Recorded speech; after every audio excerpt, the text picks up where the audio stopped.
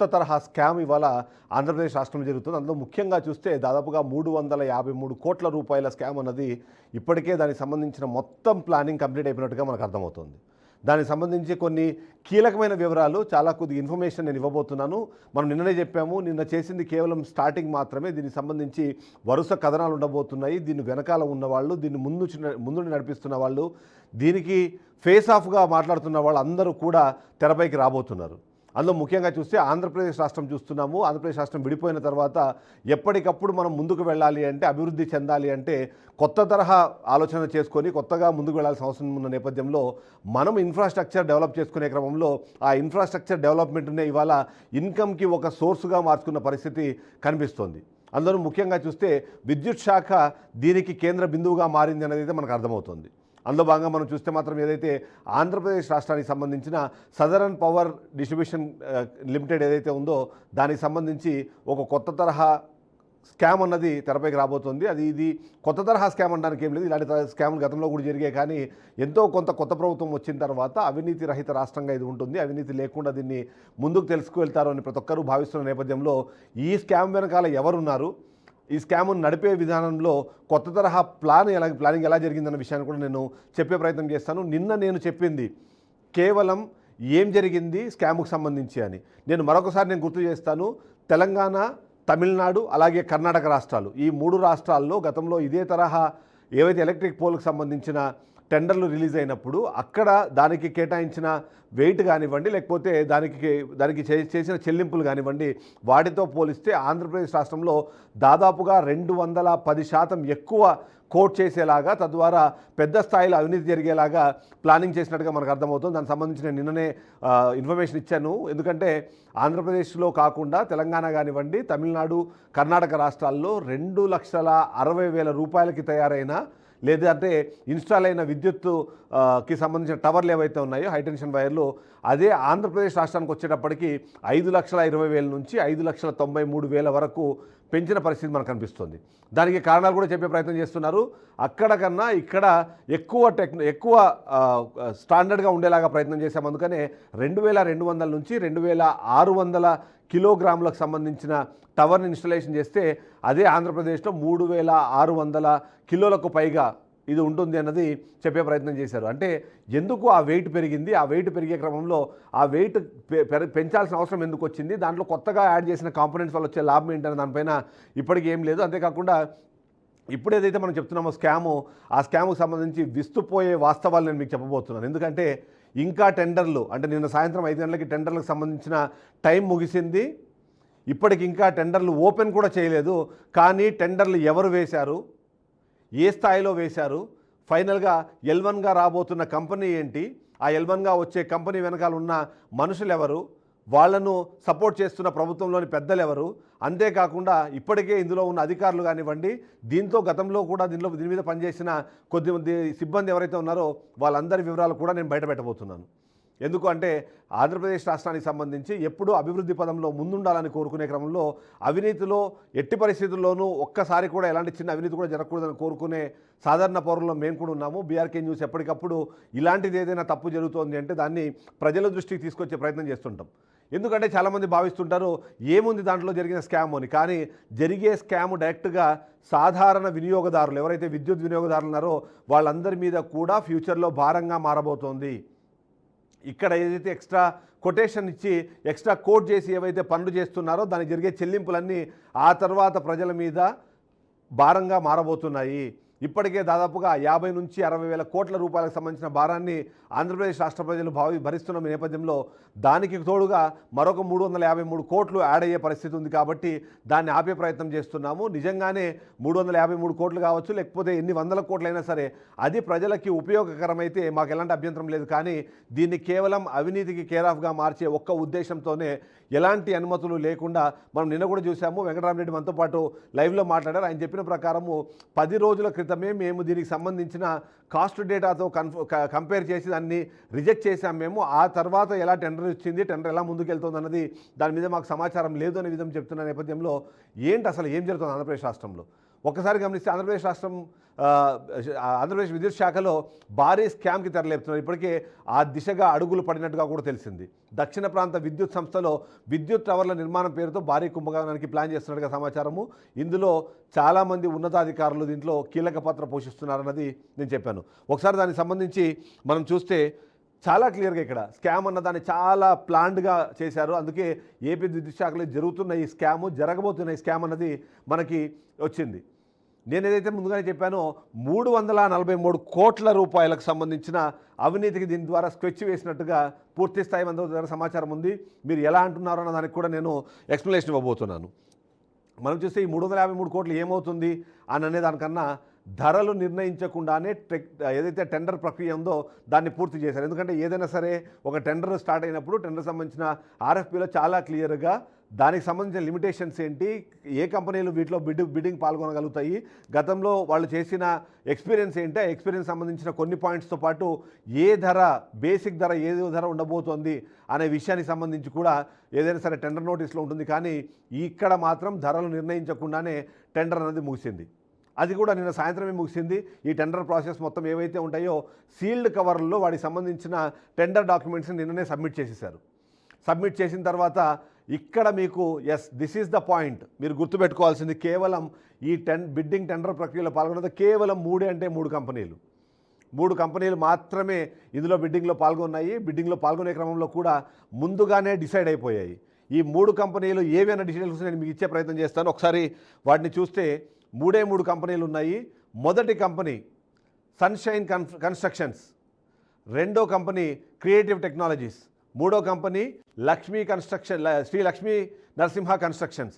Sunshine Infra ఏదైతే ఉందో sunshine ఇన్ఫ్రాకి సంబంధించి అది కూడా బిడ్డింగ్లో పాల్గొంది. కేవలం 3 కంపెనీలు మాత్రమే బిడ్డింగ్లో పాల్గొన్న నేపథ్యంలో మొదటిది సన్షైన్ ఇన్ఫ్రాటెక్ అనే కంపెనీ దీంట్లో బిడ్డింగ్లో పాల్గొన్నది. అంతేకాకుండా ఏదైతే శ్రీ లక్ష్మీ నరసింహ కన్స్ట్రక్షన్స్ అనే కంపెనీ ఉంది, అంతేకాకుండా మరొక కంపెనీ క్రియేటివ్ టెక్నాలజీస్ అనే కంపెనీ కూడా దీంట్లో పార్టిసిపేట్ చేస్తున్న నేపథ్యంలో కేవలం ఈ 3 కంపెనీల నుంచి మాత్రమే, అగైన్ మళ్ళీ చెప్తున్నాను, కేవలం 3 కంపెనీల నుంచి మాత్రమే బిడ్డింగ్ ప్రక్రియలో వీళ్ళు మాత్రమే పాల్గొన్నారు.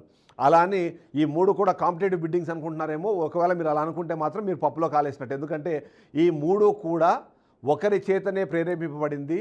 ఆ 3 వ్యక్తులు, ఒకరు కాదు 3 వ్యక్తులు దీన్ని వెనకాల నుండి నడిపించారు. వీళ్ళని వెనకాల నుండి నడిపించే క్రమంలో కూడా కీలక పాత్ర పోషించారు. ఆ 3 పేర్లు నేను ఇప్పుడు రివీల్ చేస్తున్నాను. ఆ 3 పేర్లు మనం గమనిస్తే, ఒకటి రమేష్ రెడ్డి, రామ్ ప్రసాద్, కృష్ణప్రసాద్. ఈ 3 వ్యక్తులే పూర్తి స్థాయిలో ఈ మొత్తం బిడ్డింగ్ ప్రక్రియని కాన్సన్ట్రేట్ చేయడం కానివ్వండి, దాన్ని కంప్లీట్ చేసే ప్రయత్నం చేస్తున్నారు కానివ్వండి. మొత్తం 3 వ్యక్తులు, రమేష్ రెడ్డి, రామ్ ప్రసాద్ అలాగే కృష్ణప్రసాద్. ఈ 3 కంపెనీలని ప్రేరేపించింది, వాళ్ళతో డిస్కస్ చేసింది, ఎవరు ఎంత రేటుకి బిడ్డింగ్ వేయాలి, ఫైనల్గా ఏ కంపెనీకి బిడ్డింగ్ రావాలి, ఈ 3 విషయాలని డిసైడ్ చేసింది, డిజైన్ చేసింది, డైరెక్ట్ చేసింది కూడా పూర్తి స్థాయిలో ఈ 3 వ్యక్తులు మాత్రమే. రమేష్ రెడ్డి, రామ్ ప్రసాద్ అలాగే కృష్ణప్రసాద్. వీళ్ళు 3 మాత్రమే ఈ మొత్తాన్ని నడిపించారు. ఈ మొత్తాన్ని నడిపించే క్రమంలో ఎవరైతే మనం మాట్లాడుకుంటున్నామో మరికొంతమంది కూడా కీలకమైన పాత్ర పోషిస్తున్నారు. ఆ కీలకమైన పాత్ర పోషిస్తున్న అధికారులు చాలా క్లియర్గా మనకు తెలుస్తుంది. ఈ మొత్తం టెండర్ ప్రక్రియను మనం గమనిస్తే కేవలం ఈ 3 కోసం మాత్రమే ఇది నడిచిందా, ఈ 3 చెప్పినట్టుగానే నడిచిందా, ఈ 3లో ఏదైతే డిసైడ్ చేసిన ఫ్యాక్టర్ ఉందో దాని ప్రకారమే నడిచిందన్న కూడా చాలామందికి అనుమానాలు ఉన్నాయి. దానికి సంబంధించి కూడా కొన్ని ఎక్స్ప్లెనేషన్ మనం ఇచ్చే ప్రయత్నం చేస్తాము.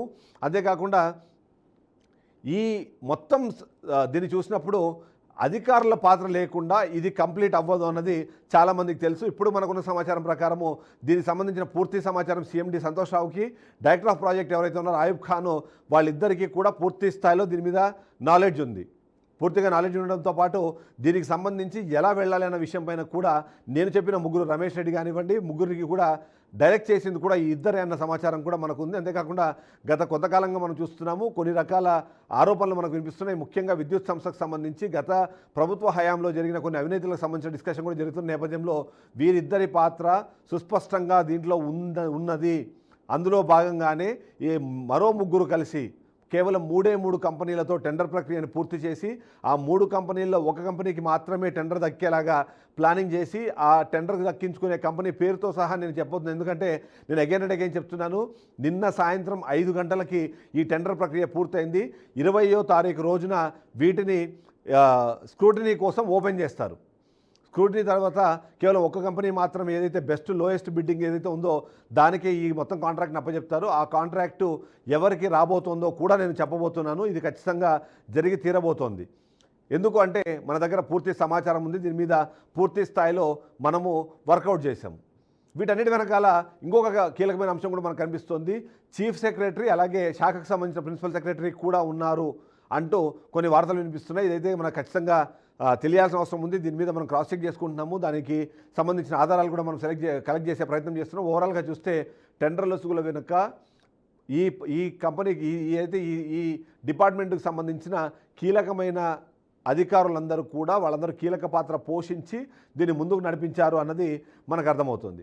సో ఇదంతా జరుగుతున్న నేపథ్యంలో ఎందుకు ఇంత చేస్తున్నారు, దీనివల్ల లాభం ఏంటంటే దాదాపుగా 210% పెంచి టెండర్లను పిలవడం కానివ్వండి, ఆ పెంచిన రేటుకి వాళ్ళు అనుకున్న వాళ్ళు సెలెక్ట్ చేసిన వాళ్ళు ఏదైతే కంపల్సరీ కంప్లీట్ చేస్తారనుకున్నారో ఆ కంపెనీకే టెండర్ దక్కేలాగా ప్లాన్ చేసిన పరిస్థితి మనకు చాలా క్లియర్గా అర్థమవుతుంది. సో అంతేకాకుండా ఇది జరిగే క్రమంలో కూడా వేరే కంపెనీలు ఏవి పాల్గొనకుండా ఆర్ఎఫ్పిని డిజైన్ చేసేటప్పుడే కేవలం ఒక కంపెనీకి లేదా 2 కంపెనీలు మాత్రమే ఎలిజిబిలిటీ వచ్చేలాగా, మిగిలినవి అయితే టెక్నికల్ వెరిఫికేషన్లోనూ లేకపోతే కమర్షియల్ ఏదైతే వాళ్ళకి సంబంధించిన రెవెన్యూ దానికి సంబంధించిన దాంట్లోనూ రిజెక్ట్ అయ్యేలా కూడా ప్లానింగ్ చేసినట్టుగా మనకు సమాచారం ఉంటుంది. అందుకనే వేరే కంపెనీలు ఏవి ఈ బిడ్డింగ్లో పాల్గొనకుండా టెండర్ ప్రక్రియను పూర్తి చేసేలాగా పూర్తి స్థాయిలో డిస్కషన్ చేసుకొని ఆ తర్వాతనే ఆర్ఎఫ్పి రిలీజ్ చేసినట్టుగా మనకు అనిపిస్తుంది. ఎందుకు ఇంత అవసరం ఏముంది అని అంటే, యూజువల్గా మనం చూస్తుంటాము అర్బన్ ఏరియాస్లో ఇప్పటికీ, అంటే నగరాలు కానివ్వండి అలాగే పట్టణాల్లో ఇప్పటికీ ఈ మొత్తం ఎలక్ట్రికల్ వ్యవస్థ అనేది అస్తవ్యస్తంగా ఉంది. దాన్ని ఇంకా పూర్తి స్థాయిలో ఆధునీకరించకుండానే, దాన్ని పూర్తి స్థాయిలో రెగ్యులరైజ్ చేయకుండానే ఎందుకు దాన్ని పక్కన పెట్టి మరీ టెండర్ చేశారు. ఈ టెండర్ చేసే క్రమంలో ఎందుకు గ్రామీణ ప్రాంతాల్లో ఉండే వాటి మీద కాన్సన్ట్రేట్ చేయడానికి కారణం ఏంటి? నిజంగానే విద్యుత్ లైన్లకు సంబంధించిన ఏర్పాటు అంత ఆవశ్యకత ఉందా? ఇప్పటికిప్పుడు మన కొత్తగా పెరిగిన లోడ్ కానివ్వండి లేకపోతే దానికి సంబంధించిన రిక్వైర్మెంట్స్ ఏమన్నా ఉన్నాయంటే ఆ ప్రశ్నకు సమాధానం లేదు. కానీ కేవలం దీనికి ఉన్న అవకాశం కానివ్వండి, పరిస్థితి కానివ్వండి ఒకటొకటి అనిపిస్తుంది. అదేంటంటే అవినీతికి తెర తీయాలి, ఆదాయాన్ని పెంచుకోవాలంటే ఒక మార్గాన్ని అన్వేషించాలి. ఆ మార్గాన్ని అన్వేషించే క్రమంలో సామాన్య ప్రజలకు సంబంధించి ఎక్కువగా కాన్సన్ట్రేషన్ లేనివి కానివ్వండి లేకపోతే ఎక్కువగా ప్రజల మధ్యలో డిస్కషన్ జరగని ఒక వ్యవస్థనో లేకపోతే ఒక శాఖనో ఎంచుకోవాలనుకున్నా దాంట్లో విద్యుత్ సంస్థ అన్నది వాళ్ళకి చాలా ఈజీగా కనిపించింది. ఎందుకంటే మొదటి పాయింట్ మనం చూస్తే దీనికి సంబంధించిన టెండర్ ప్రక్రియలు కానీ ఇవన్నీ చాలా గుట్టుగా జరుగుతాయి. సామాన్య ప్రజలు దీనికి సంబంధించిన డిస్కషన్ ఉండదు. అంతేకాకుండా రోడ్లు కానివ్వండి, భవనాలు కానివ్వండి లేకపోతే ఇతరత్ర వాటికి చేసినప్పుడు సామాన్య ప్రజలు దానికి కనెక్టెడ్గా ఉంటారు కాబట్టి అక్కడ ఏం జరుగుతుంది లేకపోతే దానికి సంబంధించిన క్వాలిటీ మీద డిస్కషన్ జరుగుతుంది. కానీ అలాంటివన్నీ ఏమీ లేకుండా చాలా సింపుల్గా దీన్ని తెరదీసే ప్రయత్నం చేస్తారు. అందులో భాగంగానే విద్యుత్ సంస్థకు సంబంధించిన వాటిని ఇక్కడ ఇలా నడిపించే ప్రయత్నం చేస్తున్నారు. సో ఇక్కడ నేను ముందుగానే చెప్పాను, 3 సంస్థలు మాత్రమే బిడ్డింగ్లో పాల్గొనేలా. ఈ బిడ్డింగ్లో పాల్గొన్న తర్వాత ఒక కంపెనీ మాత్రమే ఫైనల్గా L1గా నిలబడాలి. ఆ L1గా నిలబడే కంపెనీ ఏదైతే ఉందో మనము ఆల్రెడీ ఇప్పటికే చెప్పిన నెంబర్ ప్రకారము 353 కోట్లకి బిడ్డింగ్ వేసేలాగా, ఆ బిడ్డింగ్ వేసే క్రమంలో కూడా దాన్ని ప్రశాంతంగా వీళ్ళు అనుకున్నట్టుగా దాన్ని నడిపేందుకు అవసరమైన చర్యల్ని చేపట్టిన పరిస్థితి మనకు కనిపిస్తోంది.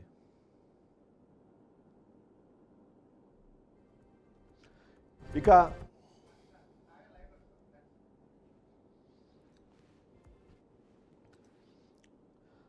మనం చూస్తున్నాము ఏదైతే ఇంత భారీ స్కాము చాలా సింపుల్గా ఇంకొక వ్యక్తికి తెలియకుండా చాలా ఈజీగా నడిపించే ప్రయత్నం ఎందుకు జరిగింది? దీనికి ఆన్సర్ అయితే మనకు ఆల్రెడీ తెలుస్తుంది.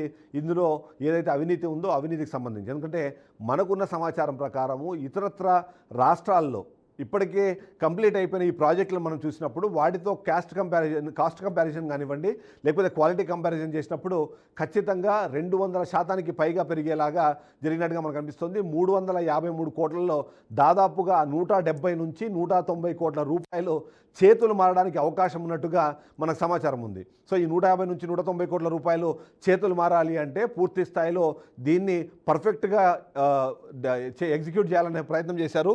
అందులో భాగంగానే ఇదంతా జరిగినట్టుగా మనకు అనిపిస్తుంది. ఒకసారి మా మా ప్రతినిధి దగ్గరికి వెళ్దాం, ఒకసారి వెళ్దాము. అసలు ఏం జరుగుతోంది, దీనికి సంబంధించి దాని దగ్గర ఉన్న సమాచారం ఏంటి అనేది. సాగర్, మనం చూస్తున్నాము, అంటే చాలా పెద్ద స్కాము, కానీ చాలా ఈజీగా కంప్లీట్ చేయగలిగే స్కాము.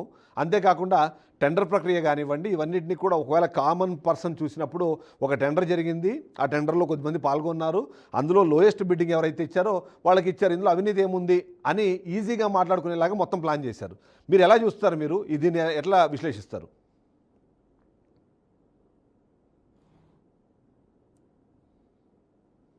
సార్, ఇప్పటికే దీనికి సంబంధించి గ్రౌండ్ లెవెల్లో ఏం జరుగుతుందో మీకు చెప్తాను. ఇప్పటికే విద్యుత్ శాఖకు సంబంధించి అనేక ఆరోపణలు ఉన్నాయి. గత ప్రభుత్వంలో, వైసీపీ ప్రభుత్వంలో 2019-24 వరకు వేల కోట్ల అవినీతి జరిగింది. ఏకంగా అమెరికా కంపెనీలకే లంచం ఇవ్వజూపారని చెప్పి అప్పుడు ఏకంగా జగన్మోహన్ రెడ్డికి నోటీసులు ఇవ్వడం, లేకుంటే ఎనర్జీ కంపెనీస్ ఏదైతే అధికారికంగా చేసే కంపెనీస్కి అవకతవకలు జరిగాయని చెప్పి పెద్ద పెద్ద కేసుల్లో ఒక అతి పెద్ద కుంభకోణం కేసుగా వర్ణిస్తూ అనేక రకాలుగా ఆరోపణలు చేస్తారు. ఇదే క్రమంలో ఇప్పుడు విద్యుత్ శాఖలో మీరు చెప్పినట్టుగానే 300 చిల్లర కోట్లు, అంటే 300 కోట్లకు పైనే అవినీతి జరిగేందుకు అవకాశం ఉండే విధంగా ఇప్పుడు బిడ్లు దాఖలు చేశారనే విషయం మీద కూడా ఇప్పుడు చర్చించుకుందాం. ఎందుకంటే ఇప్పుడు ప్రస్తుతం నెల్లూరు జిల్లాలో, ఉమ్మడి నెల్లూరుకు సంబంధించి అనేక కాంప్లెక్స్లు, ఇటు కమర్షియల్ కావచ్చు, లేదంటే హౌస్ హోల్డర్స్ కావచ్చు, మీటర్స్ కొత్తగా బిగిస్తూ ఉన్నారు.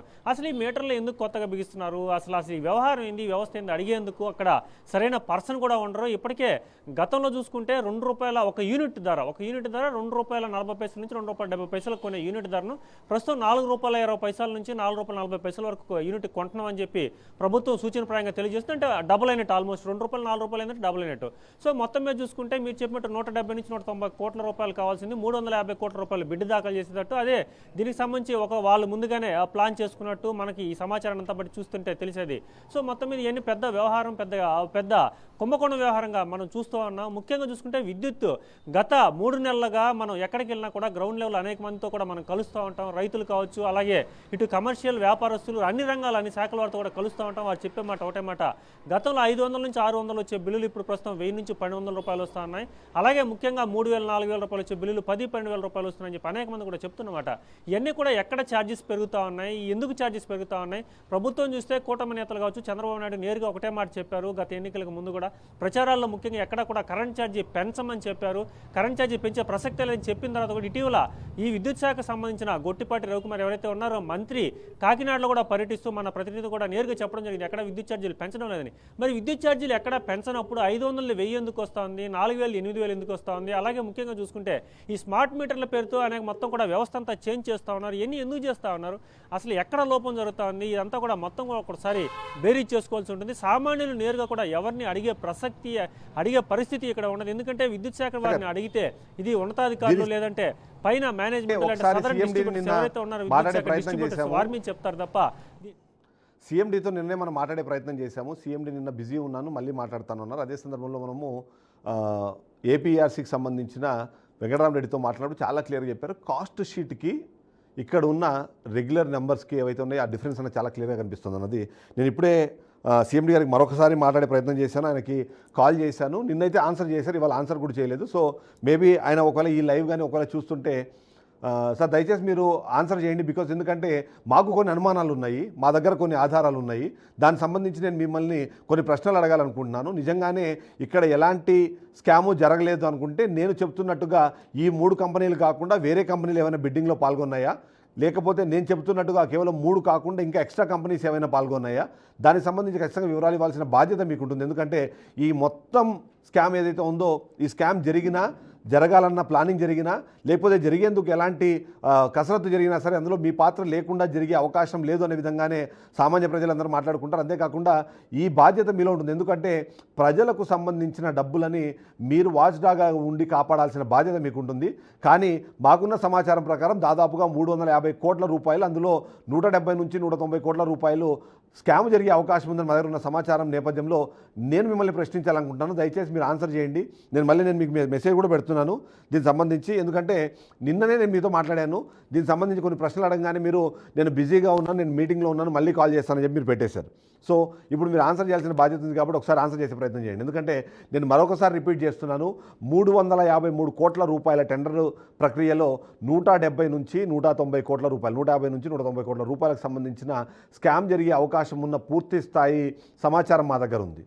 లేకపోతే ఇంకా బిడ్లు కూడా ఓపెన్ చేయకముందే ఏ కంపెనీలు బిడ్లో పాల్గొన్నాయి, ఏ కంపెనీకి బిడ్ రాబోతోంది, L1గా నిలవబోయే కంపెనీ ఏదన్న దాన్ని నేను ముందుగానే చెబుతున్నాను అంటే మా దగ్గర ఎలాంటి సమాచారం ఉందో మీరు అర్థం చేసుకోవాలి. అంతేకాకుండా ఈ మొత్తం స్కామ్ని కానివ్వండి, ఈ టెండర్ ప్రక్రియని మొత్తాన్ని ఎవరైతే పైనుంచి ఆపరేట్ చేస్తున్నారో, ఎవరైతే దీన్ని ఇన్స్ట్రక్ట్ చేస్తున్నారో, ఎవరైతే దీన్ని ముందుకు ఎలా వెళ్ళాలి, ఎప్పుడు వెళ్ళాలి, ఏ స్థాయిలో వెళ్ళాలన్న దాన్ని కంట్రోల్ చేస్తున్నారో వాళ్ళ డీటెయిల్స్తో సహా నేను చెప్తున్నానంటేనే మీరు అర్థం చేసుకోవచ్చు నా దగ్గర ఎలాంటి ఆధారాలు ఉన్నాయన్నది. ఎందుకంటే ఏదో క్యాజువల్గా చెప్పేయడమో లేదే బట్టలు కాల్చి మీది వేస్తే ఎవరిది వాళ్ళు కడుక్కుంటారని కాకుండా చాలా క్లియర్గా, చాలా కేటగారికల్గా నేను చెప్తున్నాను, విత్ ద ప్రూఫ్స్ నేను చెప్తున్నాను. కేవలం 3 కంపెనీలు మాత్రమే ఈ బిడ్డింగ్ ప్రక్రియలో పాల్గొనేలాగా, ఆ పాల్గొన్న దాంట్లో ఒక కంపెనీకి వచ్చేలాగా, ఆ కంపెనీ పేరు కూడా నేను చెప్తాను, ఆ కంపెనీకి సంబంధించి డీటెయిల్స్ కూడా నేను ఇస్తాను. ఎందుకంటే చాలా క్లియర్గా మనకు అర్థమవుతోంది, 3 వ్యక్తులు రమేష్ రెడ్డితో పాటు మరో 2 వ్యక్తులు దీన్ని పూర్తి స్థాయిలో నడిపిస్తున్నారు. మనకు తెలుసు ఆ విషయం. ఆ 3 వ్యక్తులకు సంబంధించిన డీటెయిల్స్ కూడా నేను ఇవ్వబోతున్నాను. 3 కంపెనీలు దీంట్లో ఎందుకు పాల్గొన్నాయి, ఆ కంపెనీలు పాల్గొనే నేపథ్యంలో వాళ్ళకి ఎవరు ఇన్స్ట్రక్షన్స్ ఇచ్చారు, ఆ ఇన్స్ట్రక్షన్స్ ఎలా ఇంప్లిమెంట్ అవుతున్నాయన్నది మనకు అర్థమవుతుంది.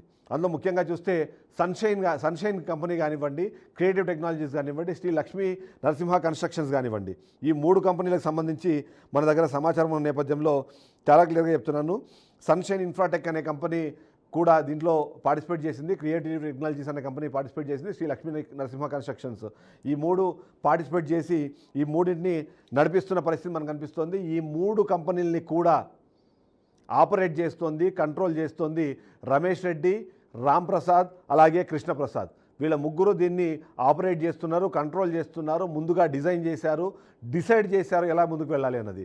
L1గా నిలబోయే కంపెనీ కూడా నేను చెప్పబోతున్నాను, శ్రీ లక్ష్మీ నరసింహ కన్స్ట్రక్షన్ అనే కంపెనీ L1గా నిలవబోతోంది. అతి తక్కువ బిడ్డింగు చేసిన కంపెనీగా శ్రీ లక్ష్మీ నరసింహ కన్స్ట్రక్షన్స్ నిలబడబోతోంది. అందులో భాగంగానే ఇప్పటికే దీనికి సంబంధించిన డిస్కషన్ అన్నది కేవలం ఈ శాఖ వరకే కాదు, ఇప్పటికే ప్రభుత్వంలో ఉన్న ఉన్నతమైన పదవుల్లో ఉన్న వ్యక్తులకి, నాయకులకు కూడా దీని మీద పూర్తి స్థాయిలో సమాచారం ఉంది. అందుకే మిన్నకున్నారు, ఎవరు మాట్లాడట్లేదు. మంత్రి గారికి సమాచారం లేకుండా, ఏపీఆర్సీకి సమాచారం లేకుండా, ఎవరికి ఎలాంటి సమాచారం లేకుండా ఎందుకు ఈ మొత్తం బిడ్డింగ్ ప్రక్రియ మొత్తం కంప్లీట్ అవుతుంది. ఆ బిడ్డింగ్ ప్రక్రియలో కేవలం లక్ష్మీ నరసింహ కన్స్ట్రక్షన్స్ అనే కంపెనీకి L1గా ఎలా సెలెక్ట్ చేయబోతున్నారు, దీనికి డైరెక్ట్గా ప్రభుత్వంలో ఉన్న పెద్దలకి పూర్తి స్థాయిలో దీని మీద సమాచారం ఉంది. ప్రభుత్వ పెద్దలే వెనకాల ఉండి దీన్ని నడిపిస్తున్నారు.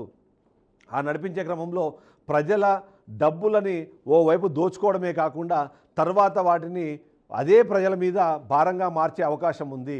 నా బాధల్లా ప్రజలు బాధపడబోతున్నారు, ఆ భారాన్ని ప్రజలు ఫ్యూచర్లో మోయబోతున్నారు. మీరు సంపాదిస్తున్న ఈ 170 నుంచి 190 కోట్ల రూపాయలు మీ జేబుల్లోకి రావడంతో పాటు మళ్ళీ ఈ డబ్బులని ప్రజల నుంచి కలెక్ట్ చేస్తారు. ఇప్పుడు అవసరం లేని విద్యుత్ లైన్లు ఎందుకు మీరు క్రియేట్ చేస్తున్నారు? ఓవైపు పట్టణాల్లో కానివ్వండి, నగరాల్లో కానివ్వండి, ఇప్పటికీ అస్తవ్యస్తంగా ఉన్న ఆ విద్యుత్ లైన్లను కానివ్వండి, విద్యుత్ సంస్థల్ని కానివ్వండి, వాటిని మంచిగా చేసుకోకుండా ఎందుకు ఎక్కడో గ్రామీణ ప్రాంతంలో, అది కూడా 16 అడుగుల టవర్స్ వేయాల్సిన ప్లేస్లో 19 అడుగుల టవర్లు ఎందుకు వేస్తున్నారు? ఎత్తైన ప్రాంతాల్లో